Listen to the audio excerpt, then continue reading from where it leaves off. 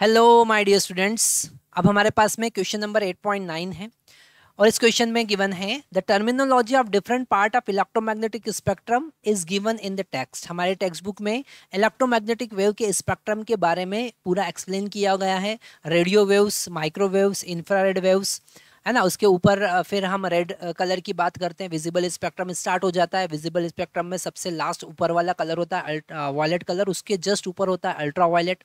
Okay, wallet के ऊपर है इसलिए अल्ट्रा वायलेट हम उसको कहते हैं। अल्ट्रा वायलेट के ऊपर हमारे पास एक्स रेज आता है, गामा रेज आता है, उसके बाद कॉस्मिक रेज आता है। तो ये पूरा स्पेक्ट्रम हमको पता है।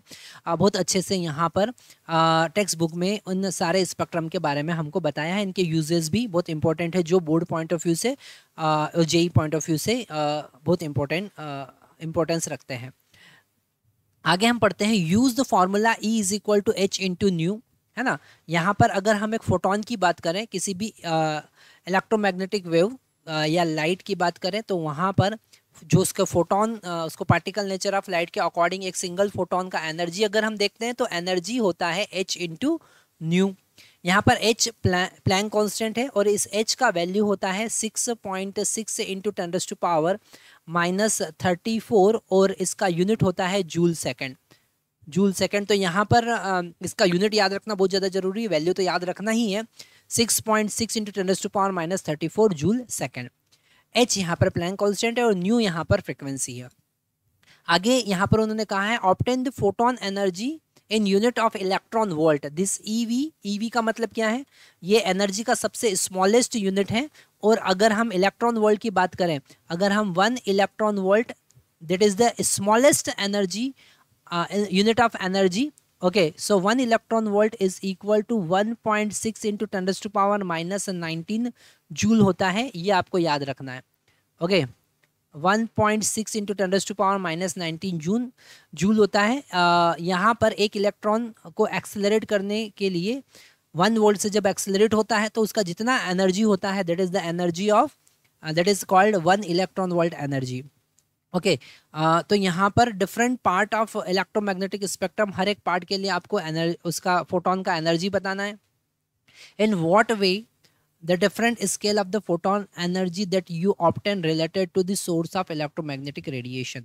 तो अगर हम यहाँ पर थोड़ा सा इसको समझें, E इज इक्वल टू, अगर हम यहाँ पर H की बात करें तो H का वैल्यू 6.6 इंटू 10⁻⁻34 और C, इस न्यू को हम लिख सकते हैं C बाय लेमडा।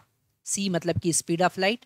तो यहाँ पर 6.6 इंटू 10⁻⁻34 इंटू 3 इंटू 10⁸8, C का वैल्यू हमने पुट किया है, डिवाइडेड बाय लेमडा। ओके, ये जो एनर्जी होगा वो जूल में होगा। इसे थोड़ा सा हम सिंप्लीफाई और करते हैं तो एनर्जी ऑफ फोटोन, ये E जो है that is the energy of photon. E का मतलब क्या है? एनर्जी ऑफ फोटोन, फोटोन का energy. Okay, energy of photon.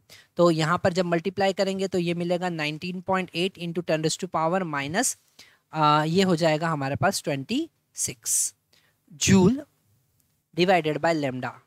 और इस जूल को इलेक्ट्रॉन वोल्ट में कन्वर्ट करने के लिए हमको 1 जूल का वैल्यू पुट करना पड़ेगा। और 1 जूल का वैल्यू जो होगा 19.8 इंटू 10⁻⁻26, और यहाँ पर हमको लेमडा और डिवाइड करना पड़ेगा 1.6 इंटू 10⁻⁻19 से।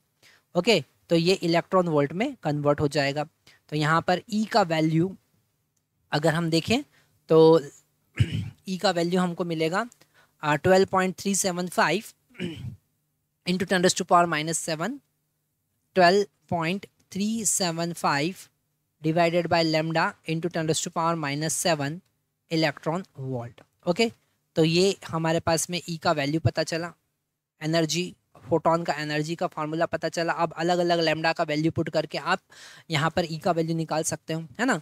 जैसे लेमडा का वैल्यू अगर हम पुट करते हैं, लेमडा का वैल्यू अगर फर्स्ट केस में हम पुट करते हैं, फर्स्ट केस में लेमडा का वैल्यू अगर हम पुट करें 10⁻³ मीटर।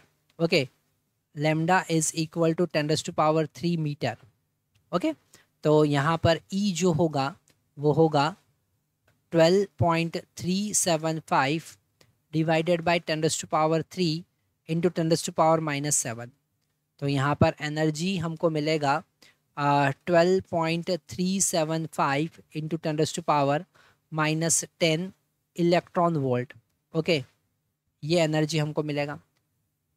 अलग अलग स्पेक्ट्रम के लिए आप यहाँ पर लेमडा का वैल्यू पुट कर सकते हैं। जैसे आपने पुट किया lambda is equal to 1 metre, तो यहाँ पर ई का वैल्यू हमको डेफिनेटली क्या मिलने वाला है, ई का वैल्यू मिलेगा 12.375 इंटू 10⁻⁻7 मीटर, 7 इलेक्ट्रॉन वोल्ट, है ना। अगर हमने ऐसे आप अलग अलग वैल्यू पुट करके एनर्जी निकाल सकते हैं। अगर हमने 10⁻³ पुट किया तो एनर्जी का वैल्यू यहाँ पर 12.375 इंटू 10⁻⁻, ये -4 इलेक्ट्रॉन वोल्ट हो जाएगा। तो जैसे जैसे वेवलेंथ इंक्रीज होता है ना, जैसे जैसे वेवलेंथ इंक्रीज होता है एनर्जी डिक्रीज होता है। जैसे जैसे वेवलेंथ डिक्रीज होता है मतलब स्पेक्ट्रम में हम जैसे जैसे ऊपर जाते हैं फोटोन का एनर्जी बढ़ता जाएगा। जो रेडियो वेव है, रेडियो वेव के कंपैरिजन में हम अगर माइक्रोवेव में जाते हैं तो माइक्रोवेव का एनर्जी ज़्यादा होगा क्योंकि उसका वेवलेंथ कम होता है। और ऊपर अगर हम इंफ्रारेड वेव की तरफ गए तो इंफ्रारेड का फोटोन का एनर्जी और ज़्यादा हो जाएगा, रेड कलर का और ज़्यादा होगा, वॉयलेट का और ज़्यादा होगा, अल्ट्रा वॉयलेट का बहुत ही ज़्यादा होता है। अल्ट्रा वॉयलेट के बाद एक्स रेज पे जाते हैं तो और ज़्यादा हो जाएगा, है ना। गामा रेज के फोटोन का एनर्जी और ज़्यादा होगा। जैसे जैसे हम इलेक्ट्रोमैग्नेटिक वेव के स्पेक्ट्रम में लोअर स्पेक्ट्रम से हायर स्पेक्ट्रम की तरफ जाते हैं, अपर स्पेक्ट्रम में जाते हैं, गामा रे वेव्स की तरफ या एक्स रेज की तरफ जाते हैं, तो वहाँ पर एनर्जी फोटोन का बहुत ज़्यादा होता है ना। इसलिए उनका पेनिट्रेशन पावर भी बहुत ज़्यादा होता है। तो आप सिंपल बहुत इजीली सारा कॉन्सेप्ट को समझ सकते हैं।